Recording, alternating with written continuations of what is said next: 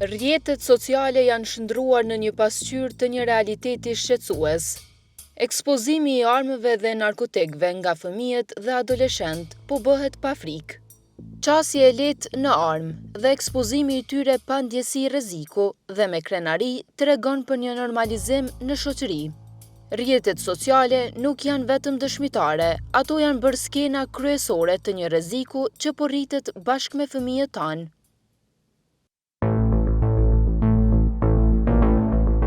Betimi për drejtësi më 10 maj 2025 ka publikuar hulumtimin Adoleshent të armatosur shfaqen pa frikë online. Në këtë hulumtim tregoi se si fëmijë dhe adoleshent, kryesisht nga komuna Skenderajt, kanë grupe apo storje të përbashkëta në rrjetin social Snapchat, ku postojnë dhe promovojnë në vazhdimsi armë. Storjet e përbashkëta janë një histori ku disa përdorues mund të shtojnë foto dhe video, duke ndarë momente së bashku në një vend të vetëm. Por ky problem del të mos jetë vetëm në qytetin e Skenderajt, pasi grupe të njëjta duket të ketë në çdo cep të Kosovës.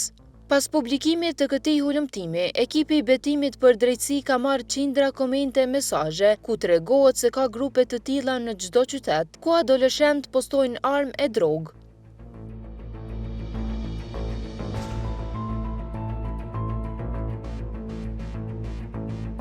Ekipi ka arritur të bëhet pjesë e 10 grupeve të tilla dhe për më shumë se një muaj ka monitoruar se çfarë ata postojnë. V. Glogxhani MMV, New Life, HM, E7 Gjendi, Neko City, Demaj, Ela Rin, Kasolli, RKS Performance e grupe të tjera.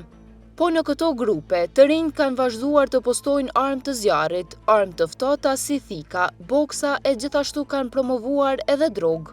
Secili prej këtyre grupeve ka afërsisht 500 anëtar, që kryesisht janë nxënës të shkollave fillore dhe të mesme. Në disa prej këtyre grupeve kërkohej që mos të postohen armë, duke e ditur që tashmë këto grupe po monitorohen. Këshuni çka po qitni në për grupe dhe këqyrni këmpeshtini. Skandal, mos qitni thika ose alltia në përstori se raport në polici shkën.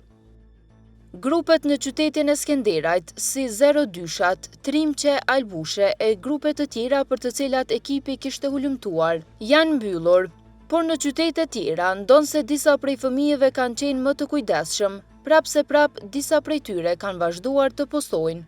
Disa prej këtyre postimeve me armë në duar kanë pasur edhe mesazhe kërcënuese për njëri tjetrin.